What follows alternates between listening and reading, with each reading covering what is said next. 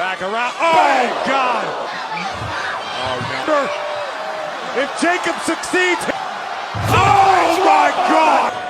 Jey Uso may be broken in half.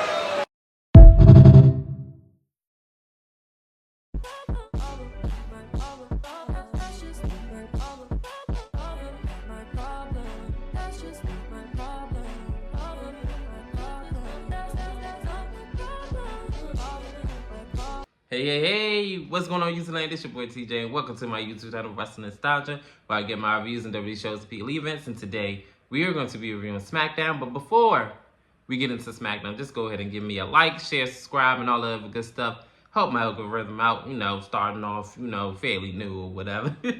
Almost a year into this, but anyways, without further ado, let's go ahead and get into my review of SmackDown. So we open up SmackDown with the women of the War Games, Team Rio. Let's go ahead and cut to the chase. They come out and they say their piece. Basically, Rhea says something about all of us are not best friends, but we all got somebody who we want to get our hands on. This is when Naomi said, yeah, Big Mama, and then they just go back and forth from here. And then I remember Bianca Belair said that at War Games, I don't know which one of those women on that team took out Jade, but all of them on that side is going to get it. Bianca said, and we going to find out who did it. And I remember she looked at Naomi when she said it, and I'm all like, girl. Plot twist, it was your friend. But anyways, Io Sky said that we're going to destroy you at War Games. This is when the Team Liv came out, and they wound up speaking their piece and talking smack. Let's just go ahead and cut to the chase. They wound up just all brawling in the ring, and this is when all the security and, officials come out and break it up and everything like that. I ain't gonna lie, I ain't really paid too much attention to what Liv and the other team were saying, and it is what it is. But as we all know, tomorrow night is Survivor Series, so we're gonna see how everything plays out tomorrow night at Survivor Series War Games. I'm not gonna lie, I'm over War Games. It is long, overdrawn out, and I just don't like just the concept of it.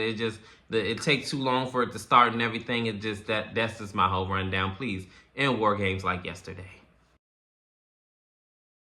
In our first matchup, it is Shinsuke Nakamura versus Andrade. So in this matchup, they start off like trying to fill each other out and everything like that. All I remember is when Shinsuke Nakamura wound up getting drop kicked off of the top rope, and then Andrade wound up hitting a moonsault, and this is where they go commercial break.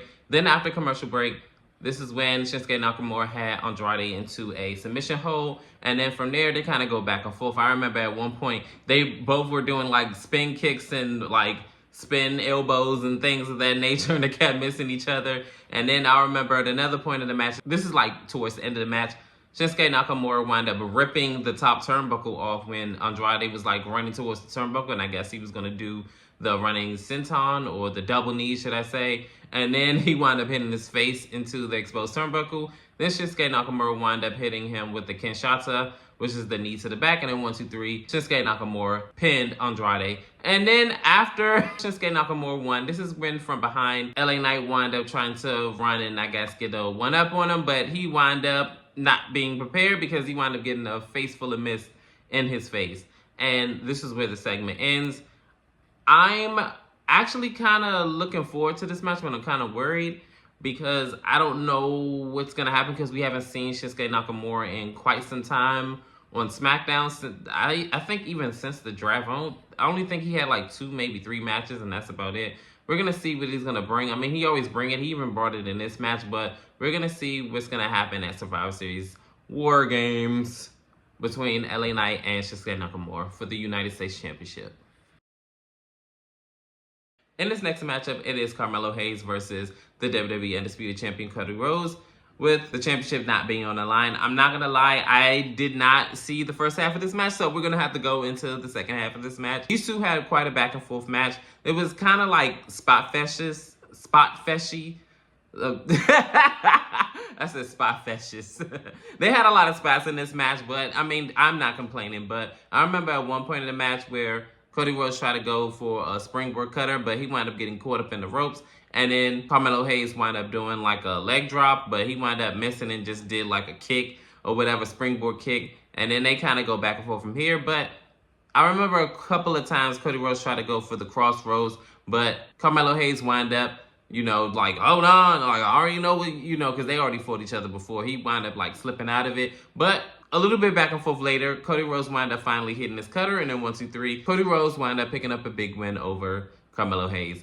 I know one thing. Carmelo, you better get a win over Cody Rhodes at some point down the line. And I don't know if it's going to be soon, but it needs to happen. In this next segment, I'm going to go ahead and keep it short and sweet, but it was a talking segment between CM Punk and Roman Reigns. Roman Reigns is sitting there and he is very impatient, and he says that CM Punk is wasting my time. I'm about to leave. He's coming in here late and he got me waiting. This is not cool. So this is when CM Punk finally comes and he sits down with Roman Reigns and he said, oh, I don't have a lot of time. And I'm all like, the nerve.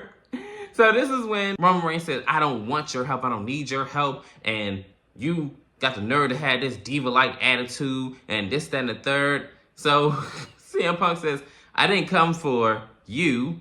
I came for a favor for our wise man, your friend. So plain and simple, he said that this is a favor for his wise man, which is Paul Heyman. And we're going to see what's going to happen at the War Games match with Bloodline 2.0 and Bloodline, the original.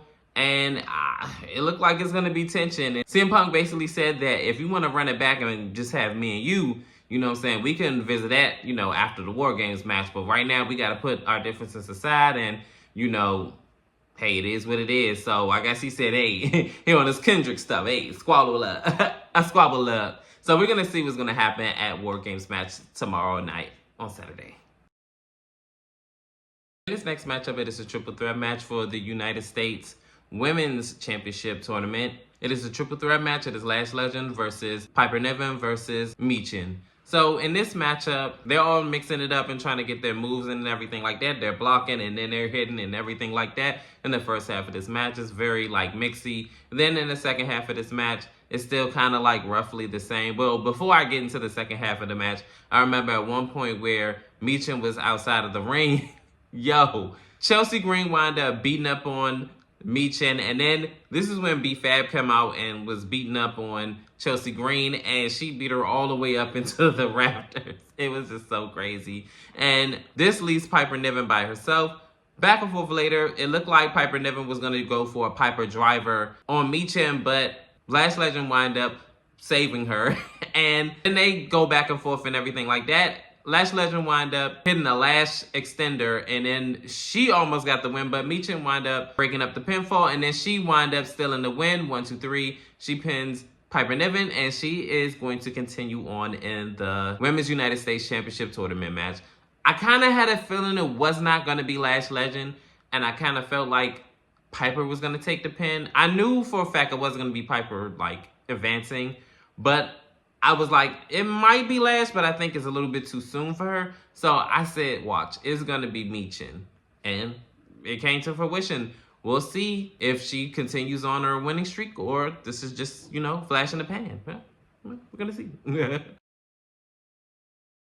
And finally, we are here at our main event. It is Jacob Fatu versus Solo Sikoa. So in this matchup, whoever wins gains the advantage at War Games. In the beginning, Jacob Fatu and Solo Sikoa are mixing it up, and Jacob Fatu backs Jey Uso up in the corner and is all like, yeah, well, I'll do this. So then they go back and forth from here, and a good majority of dominance goes to Jacob Fatu. Even before the commercial break, where Jacob Fatu wound up slamming Jey Uso head into the ring post, even after the commercial break, they're still going back and forth, back and forth, back and forth. I remember at one point in time when Jacob Fatu did the pump up Samoan drop, he only got a 2 counter. It is so funny seeing Jacob Fatu do a swanton bomb, but he wound up getting double knees by Jey Uso. Jey Uso wound up hitting a big splash, but he only get a 2 count, which was like one of his finishers, one of his bread and butters, but he kicked out. They had a little bit back and forth here and there, and then this is when Jacob Fatu do an implant DDT, and then a pump up moonsault, and then 1, 2, 3. Jacob Fatu gets a big win over Jey Uso, and the Bloodline 2.0 get the advantage at War Games. This SmackDown definitely was a decent show. I would say so myself. Comment down below, how did you feel about the Go Home episode of Survivor Series? Did you like it? Did you love it? Did you hate it? Worst show on earth, the best? Comment down below, like, share, and subscribe. Your love and support is definitely greatly appreciated. And peace. CJ, I'm out. circle.